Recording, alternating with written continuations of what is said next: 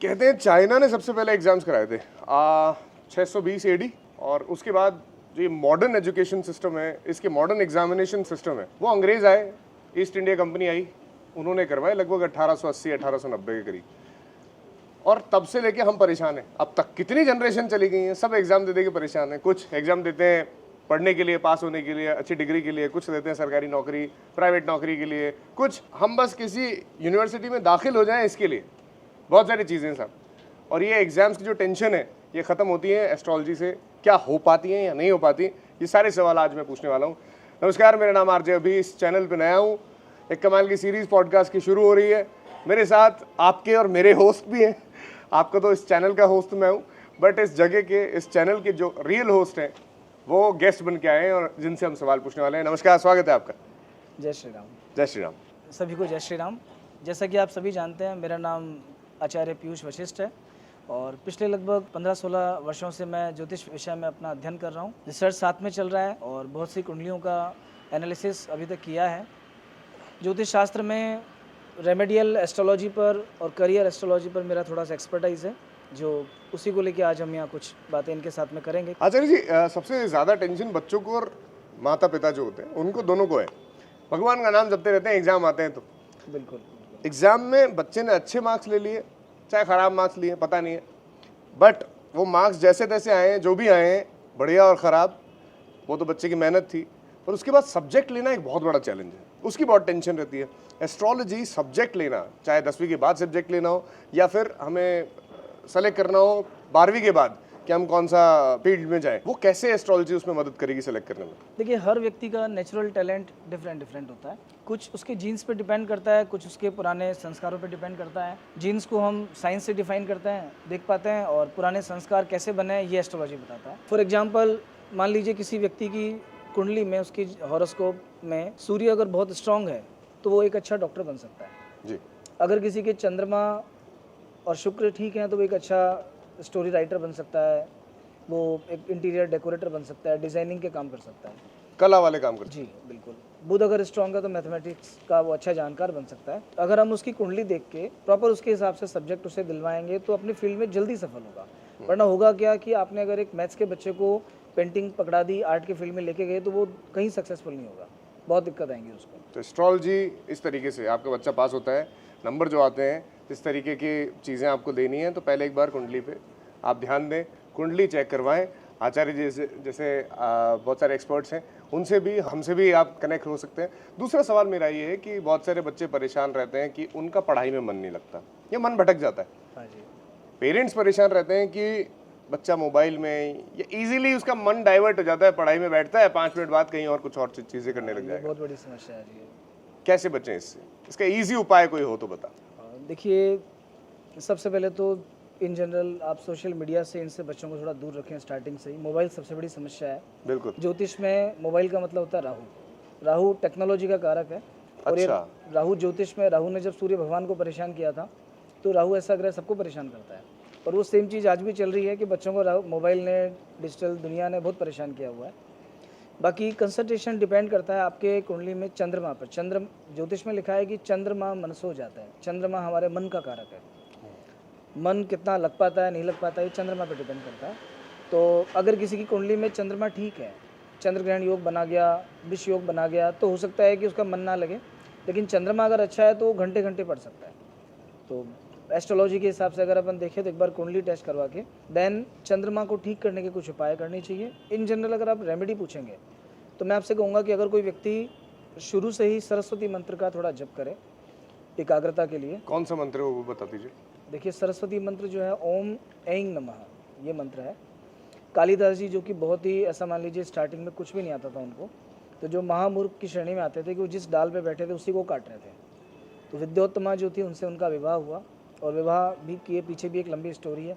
लेकिन जब शादी के बाद उनको पता चला कि इनको कुछ नहीं आता तो उन्होंने बहुत उनको अपमान किया, जिससे वो बहुत दुखी हुए, परेशान हुए।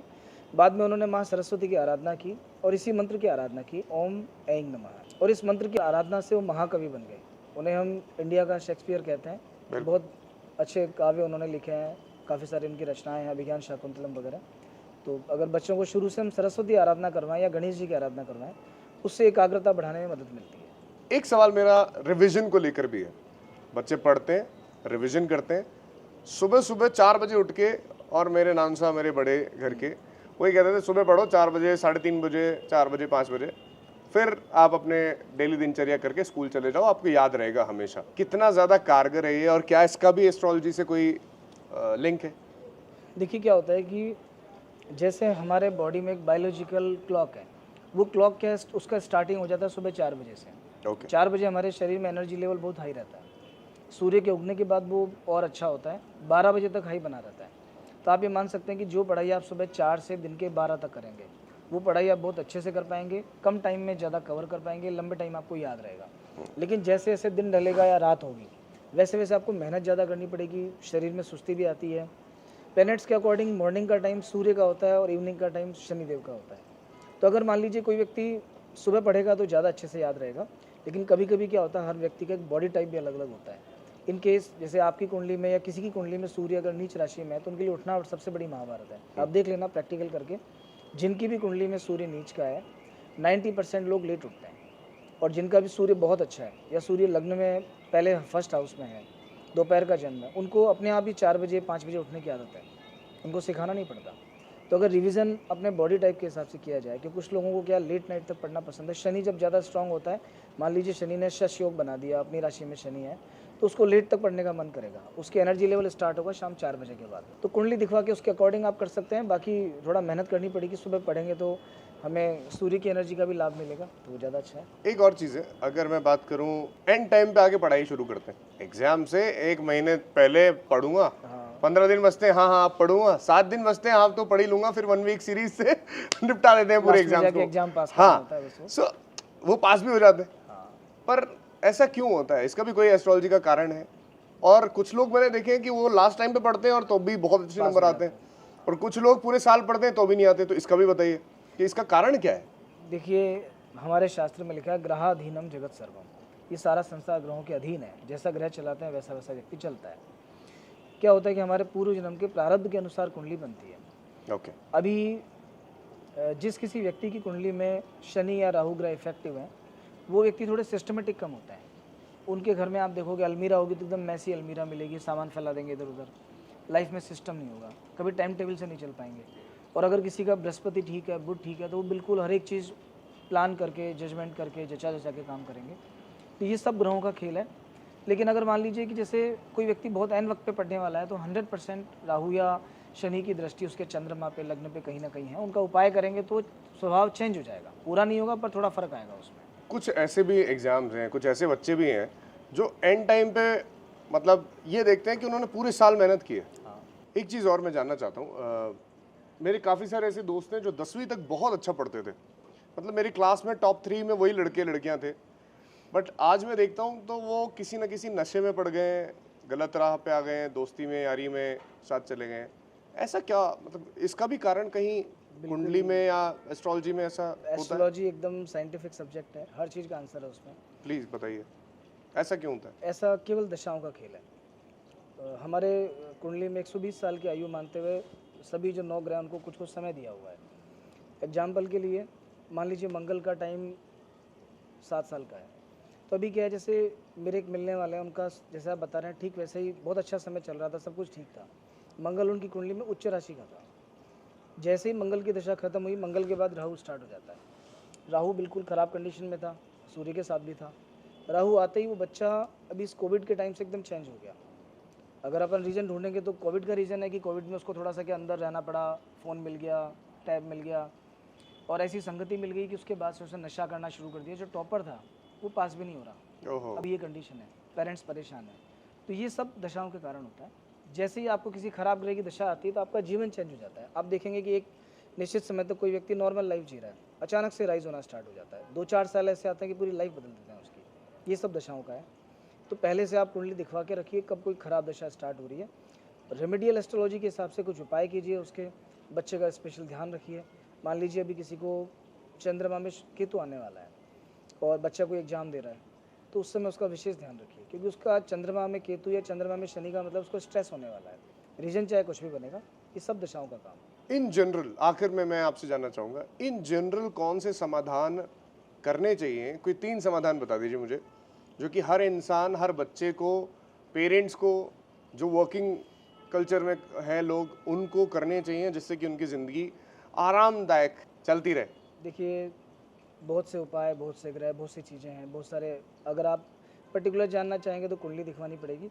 लेकिन इन जनरल की आपने बात की है, तो सबसे पहला उपाय, हनुमान जी अष्ट सिद्धि नवनिधि के दाता हैं, ज्ञानियों में सबसे बड़े हैं, ज्ञानी नाम अग्रगण्यम, भक्तों में भक्त श्रेष्ठ हैं और उनका कोई मुकाबला नहीं है, चिरंजीवी भी हैं। तो हनुमान चालीसा जो ग्रंथ है, ये शाबर ग्रंथ मान सकते हैं, छोटी सी चालीसा है पर ये शाबर मंत्र जैसा इफेक्ट क्रिएट करती है। हर बच्चे को थोड़ा सा बड़ा होते ही पढ़ने लायक हो जाए, उसको हनुमान चालीसा सिखा देनी चाहिए। पहला काम तो ये कीजिए। दूसरा काम हो सके तो सूर्य भगवान की आराधना, क्योंकि सूर्य प्रत्यक्ष देवता हैं, बाकी सब देवता दिखते नहीं हैं, पर सूर्य देव, अग्निदेव, वरुण देव दिखते हैं हमें, तो सूर्य देव को जल चढ़ाना ये बहुत ज़रूरी है। और तीसरा और सबसे महत्वपूर्ण कार्य, अगर आपको मंत्र शक्ति का या इष्ट का सहायता लेनी है, तो प्रतिदिन हर बच्चे से आप 5 मिनट के लिए राम नाम या कोई भी मंत्र की चैंटिंग शुरू करवा दीजिए। आप ये भी आदत डाल सकते हैं कि शाम को खाने से पहले 5 मिनट सीताराम सीताराम का जप करो, या आपके अकॉर्डिंग जो भी आपका रिलीजन है उसके हिसाब से आप कोई भी मंत्र का जप करें। तो अगर ये रूटीन में आ गया आपके, तो 5 मिनट की एनर्जी आपकी लाइफ बदल जाएगी पूरा। उसके बाद से सब चेंज हो जाएगा, कोई सी भी ग्रह है, कोई सी भी दशा है, किसी चीज़ का भी इफेक्ट पूरा नहीं आएगा आप पे, और आपको लगेगा लाइफ बैलेंस है। ये चीज़ मैं भी शुरू करूंगा और आप भी शुरू करिए, जितने भी लोग देख रहे हैं। थैंक यू सो मच आचार्य जी, आपने बहुत सारी चीज़ें बताई, बहुत सारे सवाल आपके भी रहे होंगे और हमारी बातें सुन के, इस पॉडकास्ट को देख के आपके भी सवाल होंगे। प्लीज़ जो सवाल हैं कमेंट्स में आप ज़रूर बताइएगा, और अगला पॉडकास्ट हम किस टॉपिक पे करें वो भी कमेंट्स में बताइएगा। थैंक यू सो मच हमसे जुड़ने के लिए। वीडियो अच्छी लगी हो तो लाइक कीजिए, कमेंट कीजिए, नए हैं चैनल पे सब्सक्राइब कीजिए। जय माता जी की। थैंक यू, धन्यवाद, राम राम। जय श्री राम। आप सभी को, दर्शकों को और आपको बहुत बहुत धन्यवाद।